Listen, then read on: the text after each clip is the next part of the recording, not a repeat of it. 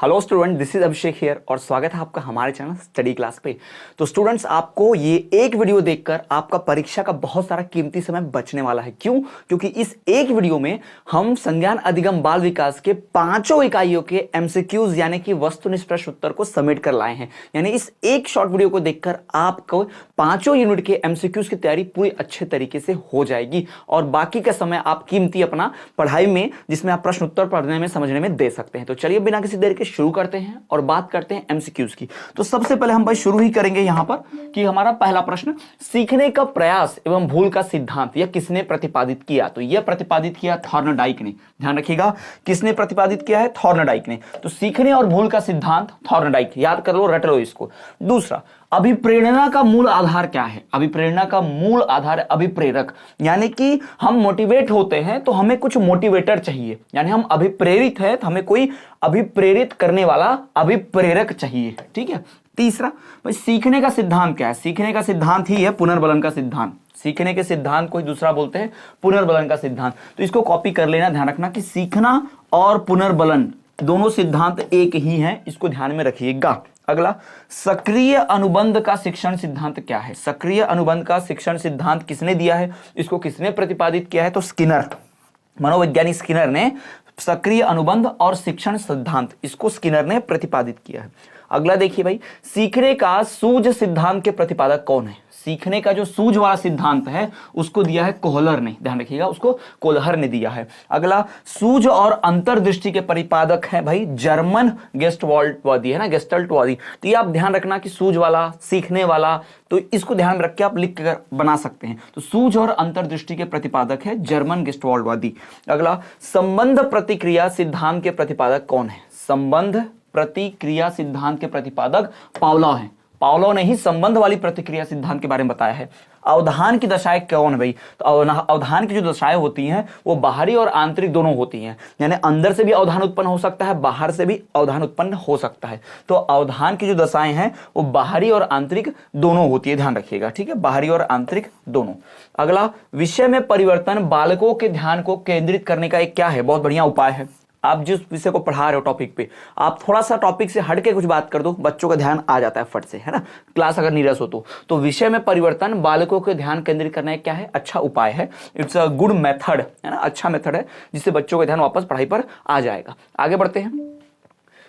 जानना, अनुभव करना और इच्छा करना, ये तीनों पहलू किस चीज के हैं? ये तीनों पहलू रुचि के हैं, इंटरेस्ट के हैं, है ना। तो जानना, अनुभव करना और इच्छा करना, किसी चीज को जानो, फिर उसको महसूस करो, फिर उसके बारे में जानने की और इच्छा रखो, तो ये क्या है? ये सब रुचि उत्पन्न करते हैं। तो रुचि उत्पन्न करना बच्चों में पढ़ाई में, अधिगम में, तो ये टेक्निक अपनानी चाहिए।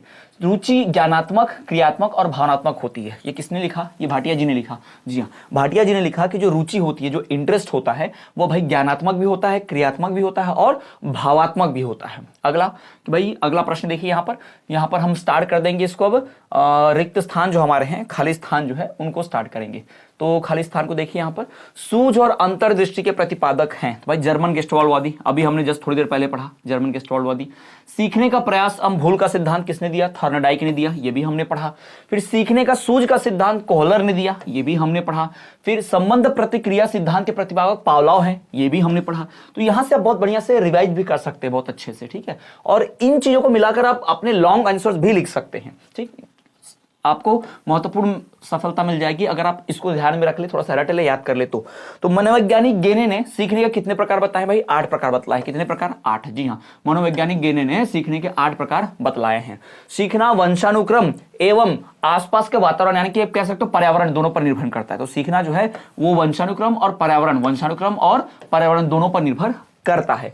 सीखी हुई वस्तु का सीधा उपयोग है क्या? स्मृति क्या है? स्मृति सीखी हुई वस्तु, यानी कि आपने कुछ सीखा है तो आप उसको स्मृति में, मेमोरी में याद है, तो स्मृति जो है वो सीखी हुई वस्तु का सीधा उपयोग कहलाती है। फिर सीखने की कोई उम्र नहीं होती, कोई सीमा नहीं होती ना, सीखने की भाई कोई उम्र नहीं होती, कोई सीमा नहीं होती, इसको ध्यान में रखिएगा। ठीक है, और अगर बात करें सीखने की कितनी अवस्थाएं होती है, तो टोटल आपको 3 अवस्थाएं मिलेंगी। कितनी अवस्थाएं? 3। सीखने की आपको कितनी अवस्थाएं मिल जाएंगी? 3 अवस्थाएं। सीखने का कोई भाई क्या उद्देश्य होता है, कोई ना कोई उद्देश्य होता है। आप कोई चीज सीख रहे हो तो क्यों सीख रहे हो? आपको वो कला आनी चाहिए, आप उसमें एक्सपर्ट बनना चाहते हो, आपको उसका इस्तेमाल करना, उससे पैसे कमाने, कुछ भी हो, लेकिन भाई सीखने का कोई ना कोई उद्देश्य तो होता ही होता है, ध्यान रखिएगा। सीखने का उद्देश्य होता ही है, गारंटेड। फिर उसके बाद प्रभाव के नियम के अनुसार व्यक्ति किसी अनुक्रिया का कार्य को उसके आधार पर सीखता है। यानी प्रभाव के नियम के अनुसार व्यक्ति किसी अनुक्रिया या कार्य को उसके प्रभाव के माध्यम से सीखता है, यानी प्रभाव के आधार पर इसके माध्यम से सीखता है। ध्यान में रखिएगा इसको, ठीक है। अब बढ़ते हैं एक वाक्य के उत्तर की तरफ बढ़ते हैं। इसमें सबसे पहले हम देखेंगे कि सीखना विकास की प्रक्रिया है, यह कथन किस व्यक्ति का है? किसने कहा था? सीखना जो है वो विकास की प्रक्रिया है, यह कथन किसका था? तो यह कथन वुडवर्थ जी का है। किसका कथन है ये? वुडवर्थ। सीखना आदतों, ज्ञान और अभिवृत्तियों का अर्जन है, यह कथन किसका है? Crow and crow. ये किसने कहा? क्रो एंड क्रो ने कहा। फिर अभ्यास का नियम किसी कार्य की पुनरावृत्ति या अभ्यास के औचित्य को सिद्ध करता है, यह कथन भी किसका है? ये कॉलसेनिक का कथन है, कॉलसेनिक का। अवधारण मस्तिष्क की शक्ति ना होकर संपूर्ण रूप से मस्तिष्क की अभिवृत्ति है, यह कथन किसका है? तो भाई ये कथन है C.L. हल का। जी हाँ, C.L. हल का है, ध्यान रखेंगे। ये किसका है? C.L. हल इनका कथन है। ये थोड़ा सा अजीब नाम है, लेकिन ध्यान आपको रखना पड़ेगा। प्रबलन सिद्धांत का प्रतिपादन किसने किया था? तो इसको भी वुडवर्थ जी ने ही किया था, ठीक है। आप प्रबलन की बात करेंगे, किसने किया था? तो आगे बढ़ेंगे थोड़ा सा और देखिए आगे भाई, कि यहां पर आप देखेंगे सीखने के सूत्र के सिद्धांत को है ना, सीखने का जो सिद्धांत है, सीखने का जो सिद्धांत दिया गया है उसका प्रतिपादक किसने किया है? तो हमारे ही वुडवर्थ जी ने किया है। सीखने का जो सिद्धांत देने वाले हैं वुडवर्थ ही हैं। नवीन ज्ञान और नवीन प्रतिक्रियाओं को प्राप्त करने की प्रक्रिया सीखने की प्रक्रिया है, यह परिभाषा किसने दी है? यह परिभाषा भी जो हमारे वुडवर्थ जी ने ही दी है। किसने दी है? वुडवर्थ ने दी है। धारणा क्या होती है? धारणा की बात आप करोगे तो भाई धारणा क्या है? तो धारणा जो है भाई विषय वस्तु को लंबे समय तक मस्तिष्क में संचित करना। धारणा मतलब धारण करना। किसी भी सब्जेक्ट को आप अपने दिमाग में बहुत लंबे समय तक स्टोर करते हो, मतलब उसको आप धारण करते हो, तो यही धारणा है। फिर आगे देखिए, स्मृति क्या है? मेमोरी क्या है? तो अतीत में सीखे गए ज्ञान अनुभव व कौशल का पुनः स्मरण कहलाता है ना। अतीत में आपने पास्ट में कुछ सीखा था, उसको फिर से याद करना, उसको जीना, यही क्या कहलाता है? स्मृति कहलाता है। क्लियर? आगे बढ़े। नेक्स्ट, चिंतन की सबसे बड़ी पहचान क्या है? भाई चिंतन में समस्या का समाधान होता है, ये सबसे बड़ी पहचान है। दूसरा, चिंतन में नामांकन प्रणालियों में कौन सी शामिल है? तो भाई इसमें संश्लेषण भी होता है, अमूर्तकरण भी होता है, विश्लेषण भी होता है, यानी उपरोक्त सभी। इसका सही उत्तर क्या हुआ? उपरोक्त सभी। चिंतन में पहला सोपान इनमें से कौन सा है? चिंतन का सबसे पहला जो सोपान है वो है संश्लेषण और विश्लेषण। चिंतन जब भी शब्द आएगा ना तो विश्लेषण और संश्लेषण ध्यान में डालना, सबसे पहले वही आपके दिमाग में आना चाहिए कि चिंतन की बात हुई मतलब संश्लेषण और विश्लेषण। फिर चिंतन का परिणाम निम्न में से कौन सा है? चिंतन से क्या परिणाम निकलता है? चिंता से भाई आपका जो आप प्रयत्न करते हो तो आपकी जो समस्या होती है वो सॉल्व हो जाती है, समस्या सुलझ जाती है। ध्यान रखेंगे। मानव चिंतन के विकास में अहम का संप्रत्यय निम्न में से किस आयु में आरंभ होता है? यानी इंसान जब चिंता करना स्टार्ट करता है तो उसमें अहम यानी कि घमंड भाव ये कब आता है? यह आता है 6 माह की आयु से। जब बच्चा जब सोचना स्टार्ट करता है तो उसमें अहम का जो संप्रत्यय, यानी कि आप कह सकते हो कि मैं ही मेन हूं, मेरे वजह से ही सब होना चाहिए। तो चिंता जब हम करते हैं हमें दूसरों की चिंता होती है, पर अहम यानी जब चिंता करो तो खुद की ही चिंता होना, तो ये भावना 6 माह के आयु से आ ही जाती है भाई, ठीक है, ये ध्यान रखेंगे। चलो तो आगे बढ़े। तर्क किस प्रकार की प्रक्रिया है? तर्क जो है वो चिंतन का ही जटिल रूप है। तर्क का मतलब बहस नहीं, झगड़ा नहीं। तर्क का मतलब सोचो, सामने वाले की बात का जवाब दो ताकि वो निरत्तर हो जाए, फिर वो कुछ जवाब दे, फिर आप फिर पलट कर जवाब दो सोच के बढ़िया से कि वो निरत्तर हो जाए, निरुत्तर हो जाए। तो यही तर्क है, याद रखिएगा, लॉजिक। इनमें से कौन सा चिंतन का प्रकार नहीं है? यहाँ इतने सारे जो प्रकार आपको दिख रहे हैं, कौन सा इसमें चिंतन का प्रकार नहीं है? तो ये अभिवृत्त्यात्मक चिंतन है। इस प्रकार का कोई चिंतन नहीं होता। आज्ञानात्मक, निगमनात्मक, आलोचनात्मक ऐसे कई टाइप के चिंतन होते हैं, पर ये अभिवृत्त्यात्मक चिंतन कुछ नहीं होता। ठीक। विषय से सामान्य तक पहुंचने की तार्किक प्रक्रिया कहलाती है आगमनात्मक। विषय से आगमन होता है यानी वहां तक पहुंचना, आगमन। ठीक है, तो विषय से सामान्य तक पहुंचने की तार्किक प्रक्रिया को हम क्या कहते हैं? आगमनात्मक चिंतन कहते हैं। मानव चिंतन निम्न में से किस पर विशेष रूप से निर्भर करता है? वो तर्कशास्त्र पर निर्भर करता है। मानव चिंतन जो है यानी इंसान जो चिंता करता है वो उसका तर्कशास्त्र पर ही निर्भर करता है, क्योंकि वो तर्क करता है, लॉजिक लगाता है, सवालों के जवाब ढूंढता है, फिर जवाब के जवाब में और एक सवाल देता है, कुछ इस प्रकार से। निम्न चिंतन किस प्रकार की प्रक्रिया? चिंतन किस प्रकार की प्रक्रिया? जटिल मानसिक प्रक्रिया है। चिंतन जो है एक बहुत ही जटिल मानसिक प्रक्रिया है, हम पहले भी पढ़ चुके हैं और आपको इतना तो ध्यान होगा ही। तो चिंतन जो है एक जटिल मानसिक प्रक्रिया है। क्लियर? तो आगे बढ़ते हैं रिक्त स्थान की ओर बढ़े। चिंतन का सबसे पहला चरण क्या है? चिंतन का सबसे पहला चरण है समस्या, क्योंकि भाई जब आपके सामने कोई समस्या आती है तभी आप चिंता करना स्टार्ट करते हो, प्रॉब्लम आती है तो चिंतन का सबसे जो पहला चरण है वो समस्या का उत्पन्न होना ही है। अगला, चिंतन का विकास बालक में भाई किस आयु में हो जाता है? तो भाई वो 1.5 वर्ष की आयु में हो जाता है। जी हाँ, बालक का 1.5 वर्ष की आयु में, 1.5 वर्ष की आयु में क्या होता है? चिंतन की अवस्था का प्रारंभ हो जाता है। और क्या है भाई? तर्क ही चिंतन का जटिल रूप है। अभी थोड़ी देर पहले पढ़ा था हमने, तर्क जो है चिंतन का जटिल रूप है। मानव चिंतन किस पर निर्भर करता है? तर्कशास्त्र पर निर्भर करता है। किस पर? तर्कशास्त्र पर। और चिंतन जो है वो जटिल मानसिक प्रक्रिया है। कैसी प्रक्रिया है? चिंतन जो है एक जटिल मानसिक प्रक्रिया है। ये भी क्लियर हो गया आपको। अब बढ़ते हैं सीधा एक वाक्यों में उत्तर की तरफ। एक वाक्य में जो उत्तर होते हैं उनकी तरफ बढ़ते हैं। तो पहला देखिए, चिंतन मानसिक ज्ञान का ज्ञानात्मक पहलू है, यह तन की बातों से संबंधित मन की क्रिया है। यह परिभाषा किस व्यक्ति ने दी चिंतन के बारे में कि चिंतन ज्ञानात्मक पहलू है और यह तन से संबंधित मानसिक चीज है? यह परिभाषा किसने दी है? तो यह परिभाषा दी है रॉस ने। किसने दी है? रॉस ने। अगला बढ़े तो चिंतन का विकास किस अवस्था में तीव्र गति से होता है? जो चिंतन होता है वो किस अवस्था में ज्यादा स्पीड से होता है? तो चिंतन का विकास किस अवस्था में तीव्र गति से होता है? तो वो 7 से 15 वर्ष की अवस्था में। 7 से 15 वर्ष की अवस्था में चिंतन का विकास बहुत ज्यादा तीव्र गति से हो जाता है। अगला, चिंतन में किन किन सामग्री का उपयोग होता है? तो चिंतन में भाई आपको पदार्थ, प्रतिमा, भाषा, संप्रत्यय, संकेत, चिन्ह, इन सब चीजों का इस्तेमाल होता है। भाषा वाषा सबका इस्तेमाल करते हो चिंतन में। फिर चिंतन प्रतीकात्मक व्यवहार है क्योंकि समस्त चिंतन वस्तुओं के प्रतिस्थान से संबंधित होता है। यह कथन किसने कहा? तो यह कथन दिया गिलफोर्ड ने। किसने दिया कथन? गिलफोर्ड ने।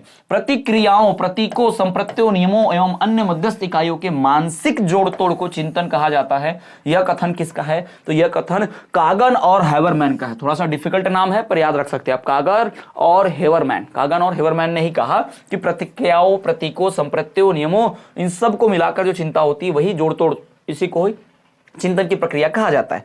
ब्रूनर के संज्ञानात्मक विकास का सिद्धांत, ब्रूनर ने जो संज्ञानात्मक विकास का सिद्धांत दिया, भाई जीन पियाजे ने भी संज्ञानात्मक विकास का सिद्धांत दिया है, पर हम जीन पियाजे की बात नहीं कर रहे हैं, हम बात कर रहे हैं ब्रूनर की। तो ब्रूनर ने जो संज्ञानात्मक विकास का सिद्धांत दिया है उसको उसने कितने स्तर में बांटा? तो उसको उसने 3 स्तर में बांटा है। क्रियात्मक विकास, प्रतिबिंबात्मक विकास और संज्ञानात्मक अवस्था जो होते हैं। तो 3 अवस्थाओं को जो उसने बांटा है संज्ञानात्मक विकास को, एक क्रियात्मक, दूसरा प्रतिबिंबात्मक और तीसरा संकेतात्मक। तो ऐसे 3 अवस्थाओं में बांट के उसने रखा है। आगे बढ़े अगले इकाई की तरफ भाई। तो अगले इकाई में हम बात करें तो यहां पर देखिए, पुनर्बलन अनुक्रिया का परिणाम है जिससे भविष्य में उस अनुक्रिया की संभावना बढ़ती है। ये किसने कहा? पावलोव ने कहा। ज्ञानेंद्रियों एवं संवेदनाओं का केंद्र होते हैं कौन? बृहत मस्तिष्क में। बृहत मस्तिष्क में ज्ञानेंद्रियों और संवेदनाओं का केंद्र होता है।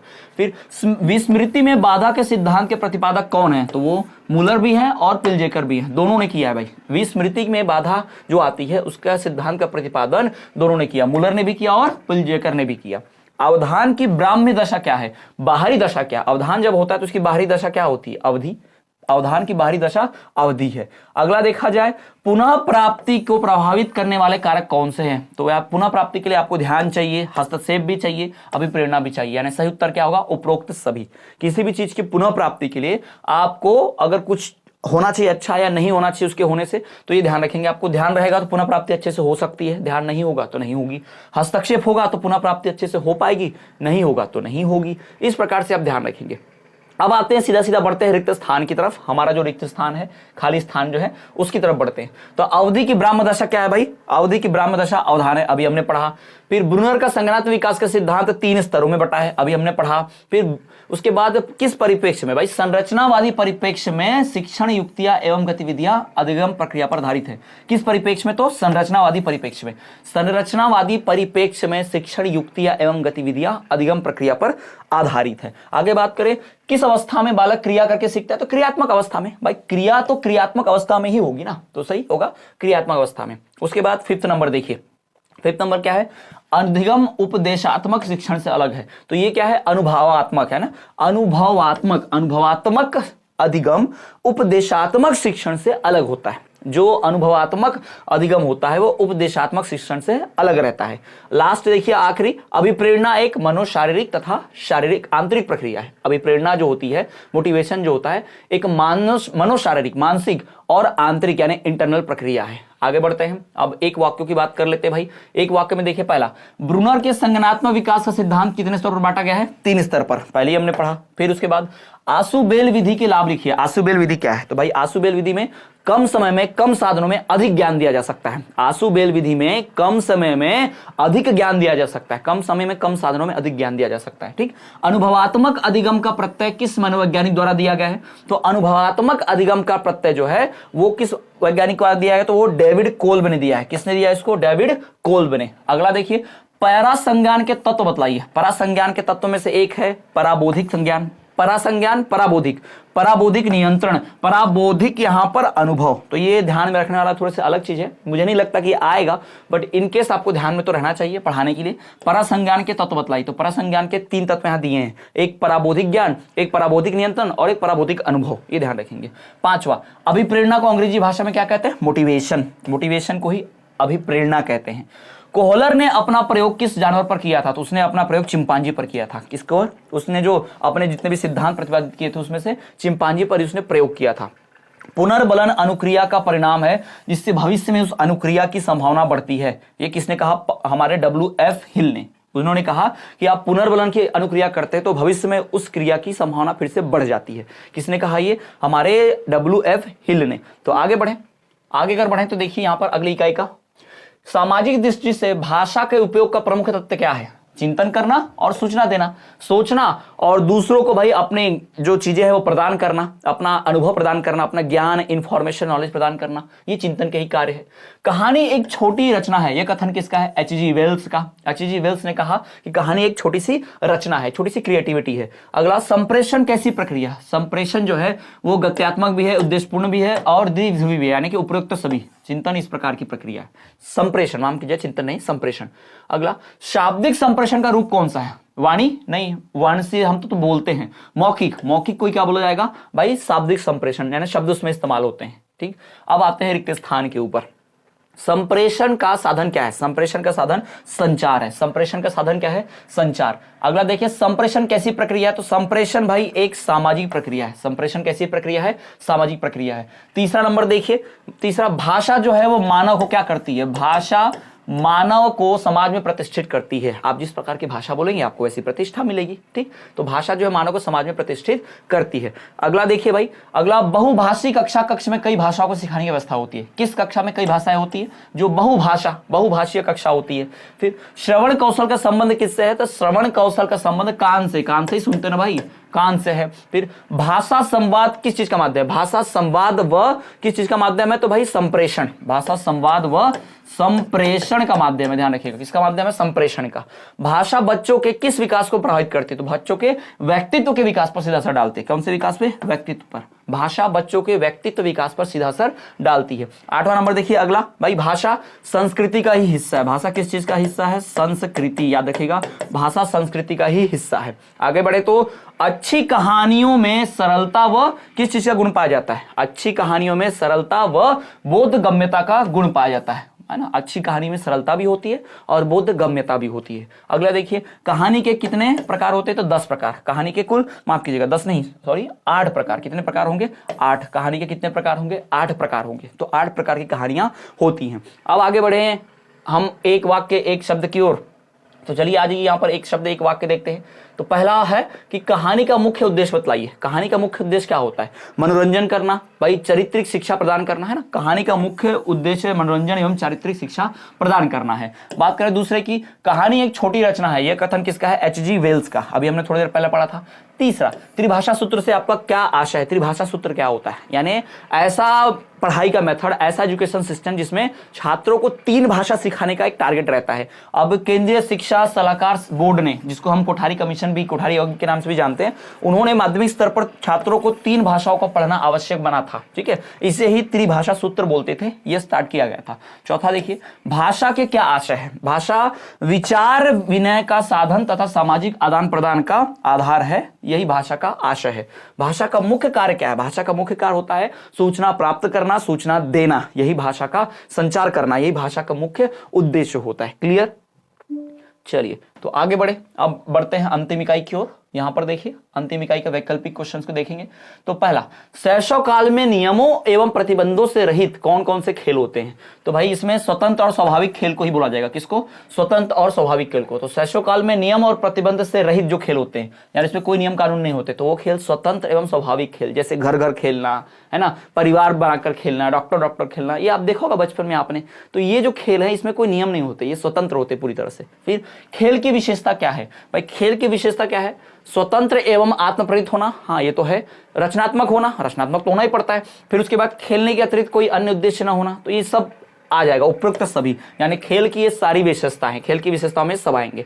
शतरंज किस प्रकार का खेल है? तो भाई शतरंज किस प्रकार का खेल अगर आपसे पूछे तो बौद्धिक खेल तो है ही, परीक्षण भी होता है इसमें, शारीरिक खेल भी है, तो ये हो गया गतिशील खेल। कौन सा खेल होगा? गतिशील। ध्यान रखेंगे, सही उत्तर क्या होगा इसका? गतिशील। तो ये अभी ध्यान नहीं रखेंगे, ठीक है, इसमें सभी चीजों का इस्तेमाल होता है। अगला देखिए, सामाजिक गुणों और संवेगात्मक नियंत्रण। सामाजिक गुणों और संवेगात्मक नियंत्रण में संबंध किस चीज का है? इसमें सकारात्मक संबंध है। सामाजिक गुण और संवेगात्मक नियंत्रण दोनों में सकारात्मक संबंध होता है, यानी सही संबंध होता है। शैशव अवस्था में खेल का उद्देश्य क्या होता है? शैशव अवस्था में खेल का उद्देश्य क्या है? आनंद की प्राप्ति, सुदृढ़ता प्राप्त करना, व्यायाम करना। जीतना हारने का तो जिद ही नहीं होता है, पैसे कमाना जिद ही नहीं होता है, तो खेलते इसलिए है ताकि ये सारी चीजें होती रहे। तो उपयुक्त सभी, सही उत्तर क्या होगा? उपयुक्त सभी। अगला देखिए, खेल कूद का उद्देश्य बालक का शारीरिक और मानसिक तथा नैतिक विकास करना है। यह कथन किसने कहा? तो यह कहा शिलर और हर्बर्ट स्पेंसर ने। याद रखिएगा, शिलर और स्पेंसर ने। खेल कूद का उद्देश्य बालक का शारीरिक, मानसिक और नैतिक विकास करना है, यह शिलर और स्पेंसर ने ही कहा। अगला ये, फुटबॉल कितनी टीमों के साथ खेले जाने वाला खेल है? तो भाई 2 टीम, फुटबॉल 2 टीमों के बीच खेला जाता है।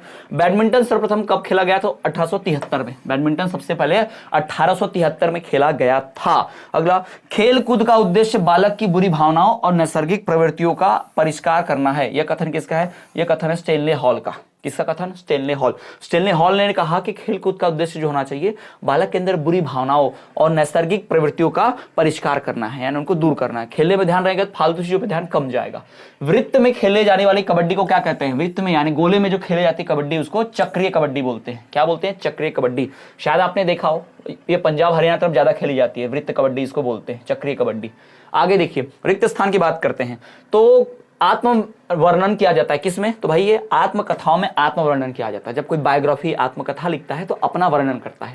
अगला, अपने विषय में बताने के लिए भाई स्व अवधारणा शब्द का प्रयोग किया जाता है। किसका प्रयोग किया जाता है? स्वधारणा।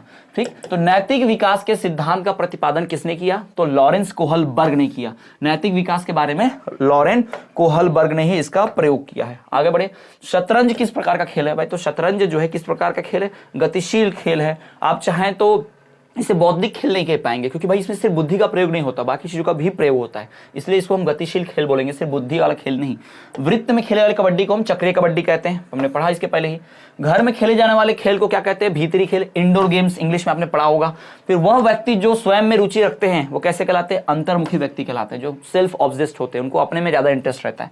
फिर व्यक्तित्व गुणों का क्या है भाई? समन्वित रूप है। व्यक्तित्व यानी कि हमारी जो कैरेक्टर, हमारा जो नेचर है, वो कई गुणों का एक रूप है। फिर व्यक्ति के अंतर्द्वंद के समाधान में किसका प्रमुख स्थान होता है? उदात्तीकरण का। उदात्तीकरण का प्रमुख स्थान होता है व्यक्ति के अंतर्द्वंद समाधान में, यानी खुद के अंदर जो जंग चल रही है, क्या सही क्या गलत, उसमें भाई उदात्तीकरण बहुत महत्वपूर्ण रोल प्ले करता है, हेल्प करता है। संवेगों का आधार व्यक्ति में जन्मजात मूल प्रवृत्ति है। जन्मजात संवेग यानी कि भावनाएं, ये बचपन से ही पैदा होते ही आ जाती हैं, मूल प्रवृत्ति है, ध्यान रखिएगा। संवेग पैदा होते ही बचपन से आती वाली मूल प्रवृत्ति में से एक है।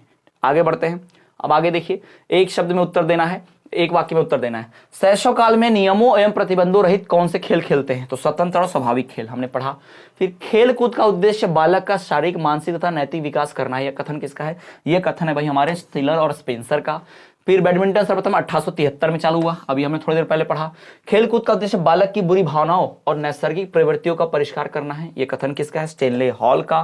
फिर स्व का तात्पर्य बतलाइए। स्व का मतलब होता है स्वयं के व्यक्तित्व से। स्व मतलब स्वयं का व्यक्तित्व।